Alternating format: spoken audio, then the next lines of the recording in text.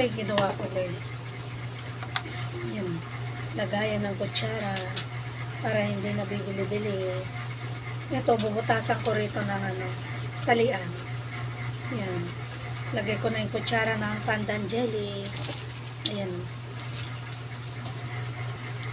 Para malinis. Ayan siya. Diyan, ang ganda, diba? Yan. Meron tayong project. O yan, kukuha ka lang dyan ng ang gamitin nila pag may bumili. Dito ako kukuha. Hindi siya malikabukan guys kasi meron siyang takip. O ayan. Meron tayong panibagong proyektor.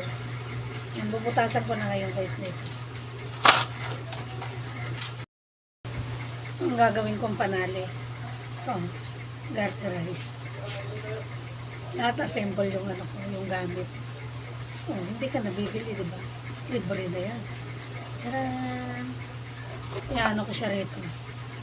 Bubutasan ko yan dyan. Para itatali ko sa dingding. Ganyan na siya. Napainit ko na to.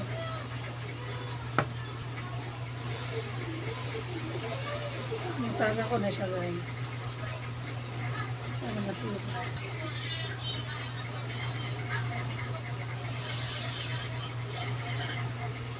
Ito.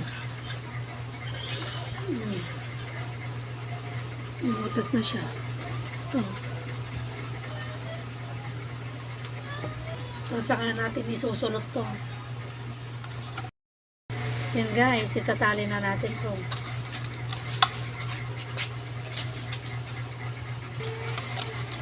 Yan. Oh. Para tayong bata lang. O diba, hindi ka nabibili ng mga lagayan. Pwede namang magawan ng paraan. Libre pa. Kailangan lang dito ay abilidad. Abilidad at diskarte. Yan. Ano ba maganda? Yung nyo, ganyan. Ganito na lang. Para hindi natin mahawakan yung ganyan o. Galing, diba? Natali ko na yan.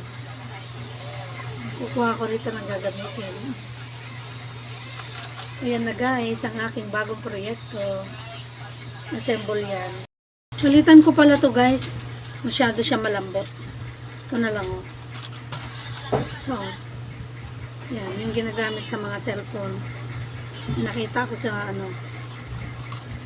nakita ko rito. Ayan. Mas maganda tong itali. Yan na. Itali ko na siya.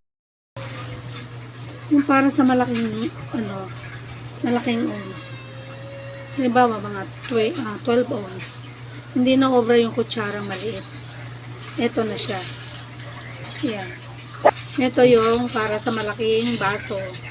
Kasi pag maliit na kutsara, hindi siya aabot doon sa ilalim ng baso. Kaya ito, dapat malaki. May pang maliit, 5 ounce kutsara. Ito sa malaking baso.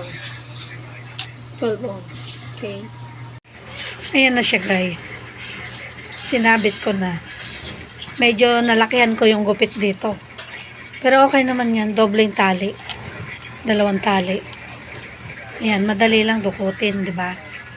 Pag serve mo, kuha ka lang dyan. Ayan ang aking simpleng project. Ayan.